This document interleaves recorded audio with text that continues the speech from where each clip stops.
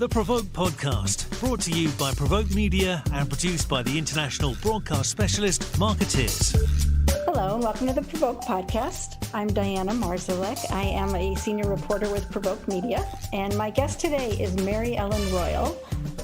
Maryellen is with Evoke Kyne, our healthcare agency of the year in our North America Sabre Awards, so congratulations on that, Maryellen. And Maryellen is the global head of operations for Evoke Kyne. Correct? So you oversee stuff here in the U.S. and in the U.K. That would be correct. Thank you, Diana. Really nice to be here with you today. I'm so glad we did, and it's so topical between your recognition of the work you've been doing in terms of your Agency of the Year honor and healthcare. Healthcare's everywhere, right? I mean, there's not enough to say about it. There's so much to say about it, rather. It's been front and center for the last more than the year plus. I would agree. I mean, no better time for science and pharma being front and center. And for those of us in healthcare communications, it's been, quite a whirlwind of a year, but it's really been quite beneficial for our practices and for our clients, and really giving us an opportunity to step in and really support our clients in bringing innovation to the forefront. So, trust in science is what people are looking for. And who better suited to help support these companies bringing innovation forward than the healthcare PR folks that have been out there doing it for a long time. Well, you said it helped the agencies as well as the clients. How did it help the agencies? Obviously, you got busier, but was there sort of an elevation of what your clients were looking for or expecting, or of the business in general? Or were you just kind of like you had the fire lit under you and you had to do your best work? Well, I'd like to say that it was really an opportunity for both client and agency really to step into it. I mean, the importance of what we were doing, we always knew it was important, but all of a sudden it was so much more important with the pandemic and the importance of understanding science, understanding, accurate information and things that might not be quite as accurate, and really as a public health responsibility, putting forward the credible spokespeople, the credible science, and letting consumers and healthcare professionals really sink it all in and make good decisions. I think that's what's been so interesting, that people pay attention to science in the last year, and you hear people talking about what vaccine they're going to get, or they're doing more research because there's so much information out there. That's one thing that I feel like, with so much information out there, people really do need to go do their own due diligence. I mean, they need to be smarter about things. They used to just maybe only rely on one doctor source of information, but now they're bombarded and they're really digging in and learning. So the information needs to be there. And we showed up, companies and agencies showed up to really deliver that in easy to understand ways and creative ways. And that was, I think, really important to get people educated fast. You mentioned people having to kind of go do their own due diligence, but are people doing that? I mean, there's so many factors here. We have misinformation, we have people spreading misinformation, we have vaxxers, we have anti-vaxxers, we have COVID stories, masks, everything. So science, if science is concrete, yet all these things exist, I mean, are people finding what they want to find, or is there a way that they find the science? Are they doing their homework? I tend to think that people really were looking for information that could back the decisions that they were making. And you're right, people would lean towards, they want to talk and listen to people that they trust, or people like them. So really putting those right people out there, I think, was so important in all of this. But but I give people the benefit of the doubt. Which is great. I think that people are out there and they really do want to make educated decisions and understand and take control of their healthcare. Yeah. Did healthcare or pharma companies, did their relationships with the public change as a result of the pandemic in any way? Because it became, like you said, we all know what vaccine we got now. Before that, I don't know what measles, mumps I got or whatever. I mean, it kind of brought the pharma companies into the consciousness of consumers in a way. I believe that it did. I believe they always were in some regards, but but we did see pharmaceutical companies come together against a common enemy being the pandemic. And I think that it showed so well for the collaborative nature of getting solutions put forward faster. I think that the consumer world, I think people saw that and I think they appreciated it.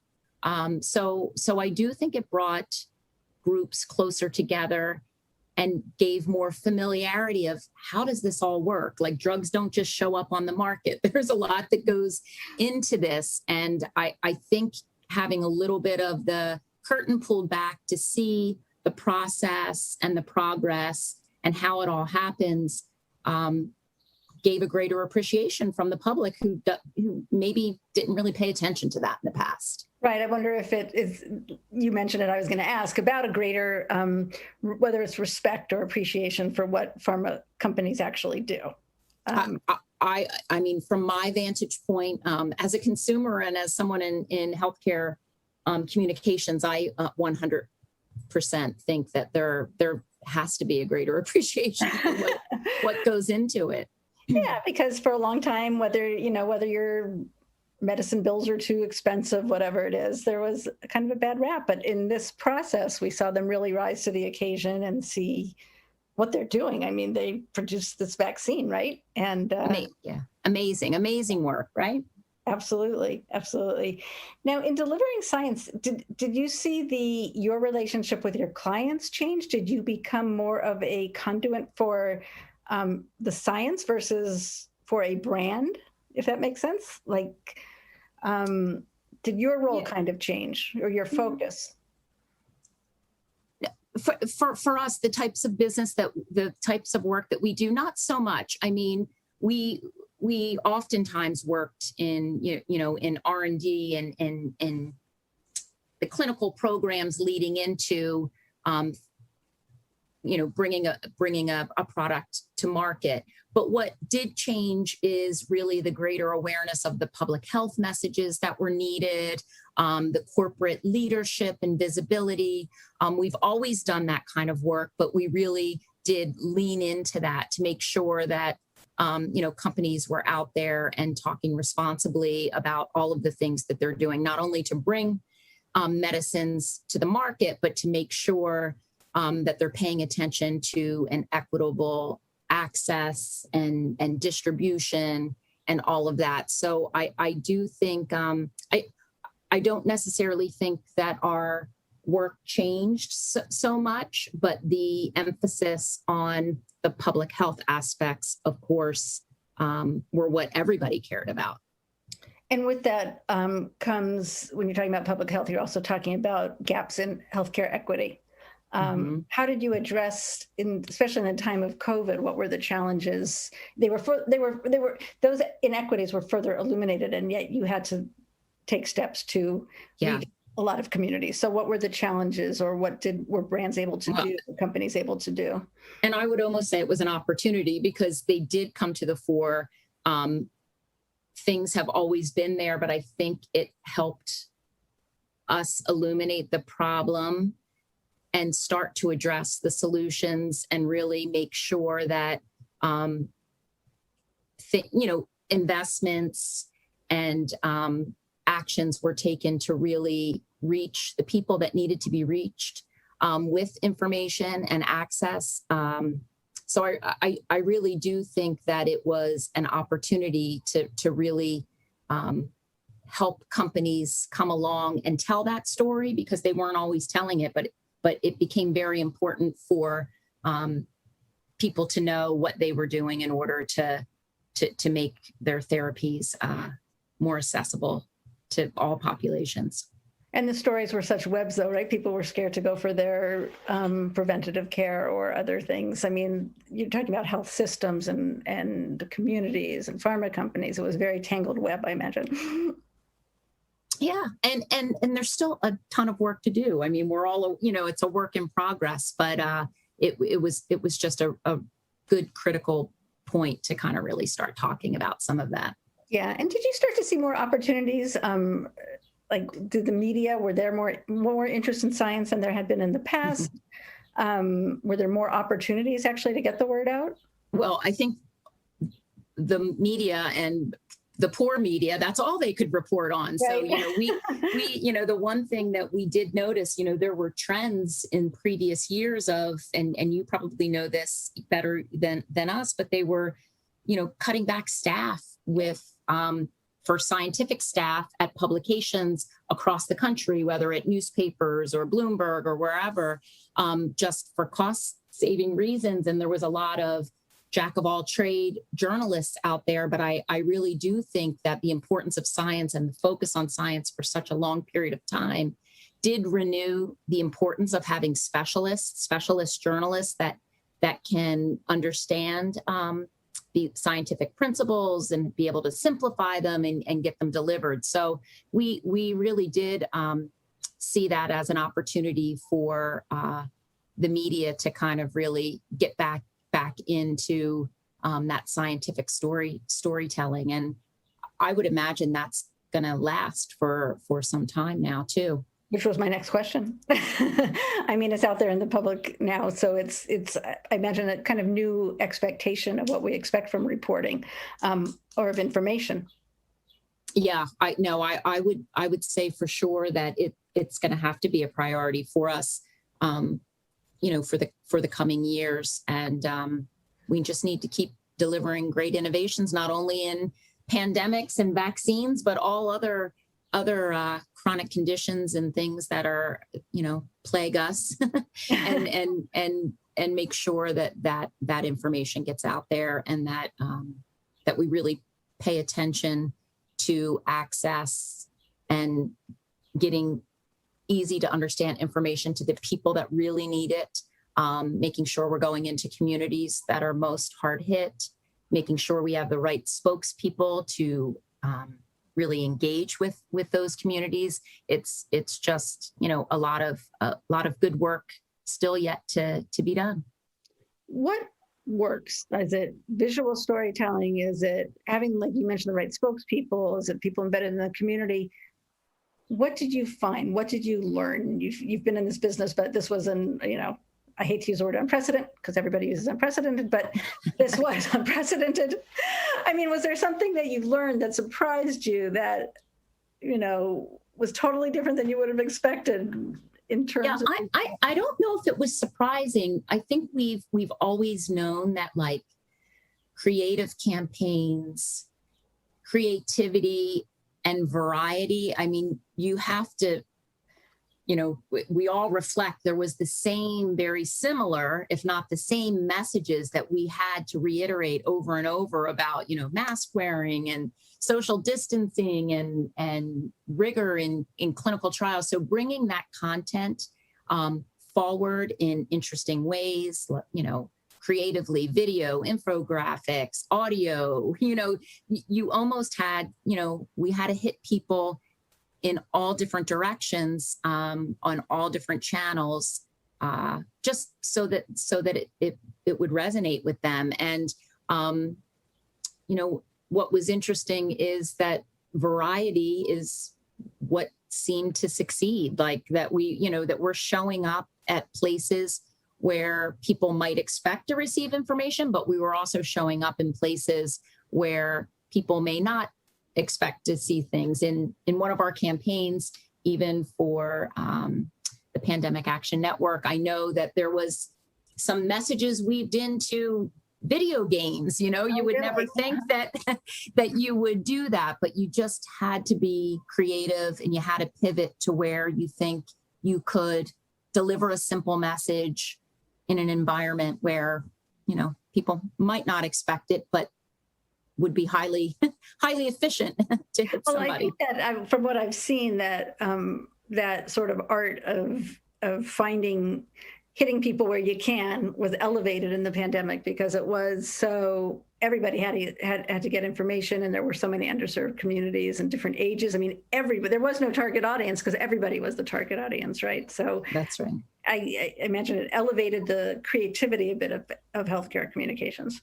Yeah, and I do think that the other thing that I said that we believe PR communications teams are so well suited for it, we had to pivot. Like, things changed every day, and the speed for which we had to shift or adjust messages or get new information out there. As an industry, we're just very well suited to be able to do that. We're used to dealing in news. We're used to dealing with deadlines and turnaround. And we've really built teams, speaking for Evoke Kyne, we've got these beautiful integrated teams that have functional specialists. We've got creative people. We've got digital specialists, social media, earned media folks, all embedded in the one PR team. 15 years ago, 20 years ago, you might have had 3 account executives, but now, agencies are showing up with these beautifully blended teams with unique talents that we're able to really get in there and do creative work, but also do it fast and efficient, because we're built a little different than a larger traditional advertising agency. I think we're efficient. We're efficient bunch of professionals. You got it done. So where are you at now? Are you breathing a big sigh of relief? I mean, we've talked about the last year, but you're still in the business. You're moving forward. So where are we now, and what is going to be the lasting effect of the last year? Is there a sigh of relief? I think that we're all afraid to take that big breath of relief, but the light is at the end of the tunnel. I think that there are lots of opportunities out there for us to continue as a discipline and as a practice to continue what we do. I think we have new challenges ahead of us. Our hybrid and virtual work environment. I mean, a lot of us will go back into in-person meetings and things, but I think as communicators, it's not going to go back to what we're used to, and we're still going to have to be very creative in how we are engaging our audiences, because we will have to do it in person and we're going to have to do it virtually. And I think the hybrid world, I'm so looking forward to this hybrid world, but I think we're going to have to learn a lot about even working with our own teams and working with our client teams and delivering, really delivering smart, creative communications. It's going to have to be thoughtful, because people are going to be in different environments, and we really are going to have to capture them at the right time. And if there's anywhere that there's no room for error, it's healthcare and healthcare communications, right?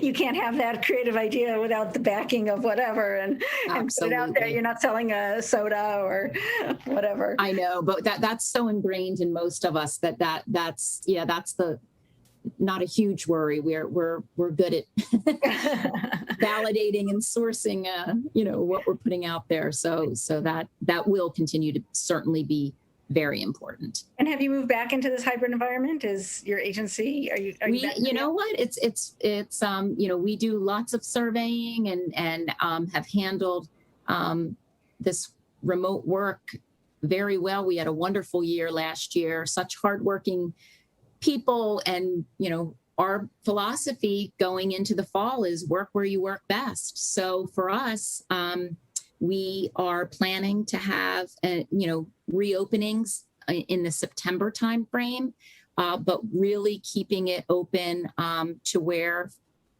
our employees are most comfortable working, where they think they can work best. And if that's all in or all remote or a combination of both, that's where we're going to head.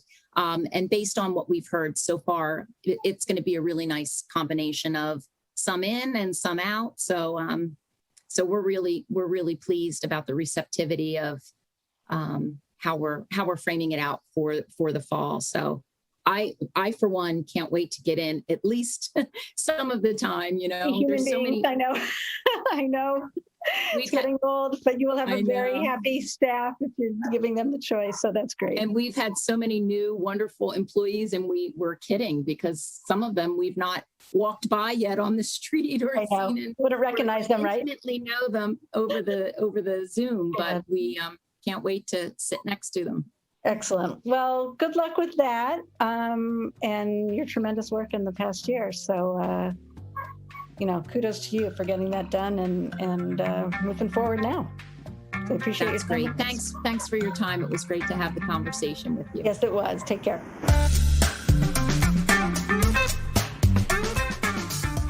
You've been listening to the PRovoke podcast, brought to you by PRovoke Media and produced by the international broadcast specialist Marketeers.